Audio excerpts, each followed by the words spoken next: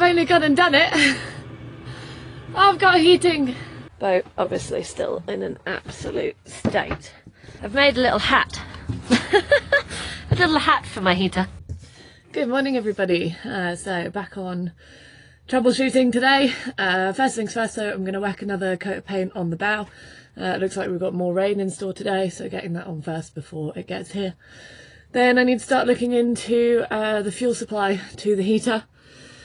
Yeah, just going to be investigating sort of the fuel where it goes from the tank to the pump to the heater, seeing if I can find anything wrong with that system, seeing if the pump is actually drawing fuel from the tank or if there's an airlock maybe. I do have another pump if needs be to replace, so bit by bit with Rick the pirate down the end of the phone again, just troubleshooting that system, see if we can get this heater up and running. Wish me luck. Okay, conundrum. I took the fuel line to the heater off, disconnected it from the heater and ran the heater up to make sure there was fuel actually coming through the fuel line, and there is. Which means the fuel line isn't blocked, the pump's working fine, the electrics to the pump are okay, there is fuel getting to the heater. So why is my heater not registering that it's getting fuel? Question. Okay, so I've just got off the phone with the very lovely Kirsty from Kruger, who helped me get into the settings of the actual control unit and acknowledge and delete all of the previous alarms that the control unit was holding in its memory. Then we ran the heater up and I had hot air blowing into the cabin, which is good. That is a step very much in the right direction. However, what then happened was it sounded like the heater was trying to push water out of the exhaust, which leads us to believe that there might still be water in the exhaust ducting.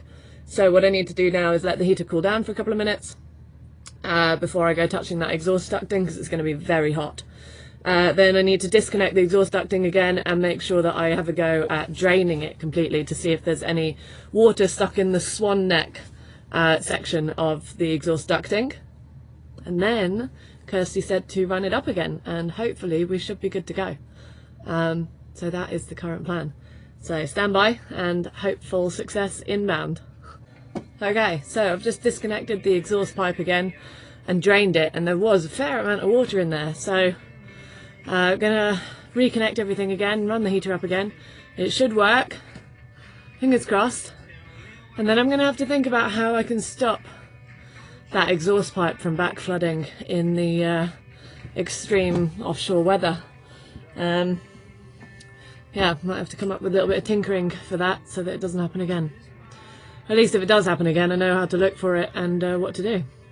The exhaust pipe runs all the way through the back of the cockpit under all of this, and this is sort of the mushroom where it comes out, the exhaust fumes.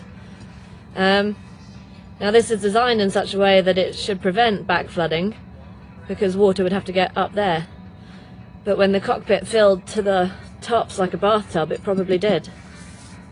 So it's probably going to be a case of making sure that the heater is turned off when I'm in any sort of offshore really strong sea states with breaking waves, and maybe see if I can fashion a bit of a cover for this that I can put on when I know that there's heavy weather incoming and that the cockpit flooding is a risk.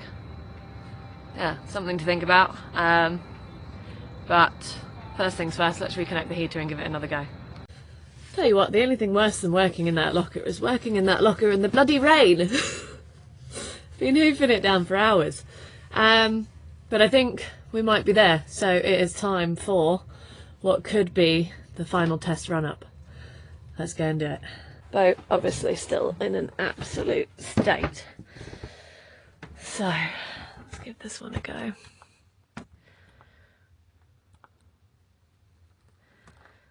And I've set it to an hour just in case it does work. I want to give it a proper run up. Okay, moment of truth. Absolute bomb site. Oh. So, I've made a little hat. A little hat for my heater to help protect the fan end from water ingress. I've shortened the air intake pipe so that it points downward instead of skyward to stop water ingress. And then in any sort of heavy weather, I'm going to have to put a cover over that so water can't backfill down there either. Right, now we wait and see what happens. Oh, I've only gone and done it. I've got heating. It works. Oh, what a relief. My God, I've never had to do anything like that before. Oh, I could cry, I'm so happy. Now I just need to leave it having a good run up so it can dry out the rest of the exhaust pipe. It is a little smoky out the back, but that should clear up as it dries out. I can actually feel the hot air blowing onto my legs right now. Oh, what a joy, what a thrill. So I need to tidy up and pack away what I can in order to make enough space to manoeuvre to sort the AIS out, which I think might have been delivered, so I need to ring Blue Water Shipping and see if they have it.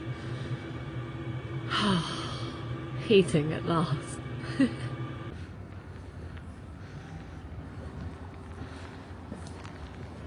Okay, the AIS has been delivered, it's on board.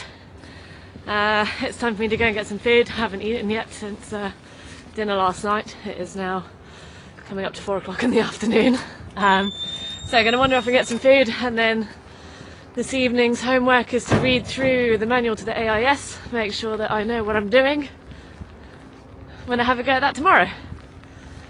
But yeah, one step in the right direction with having heating again anyway.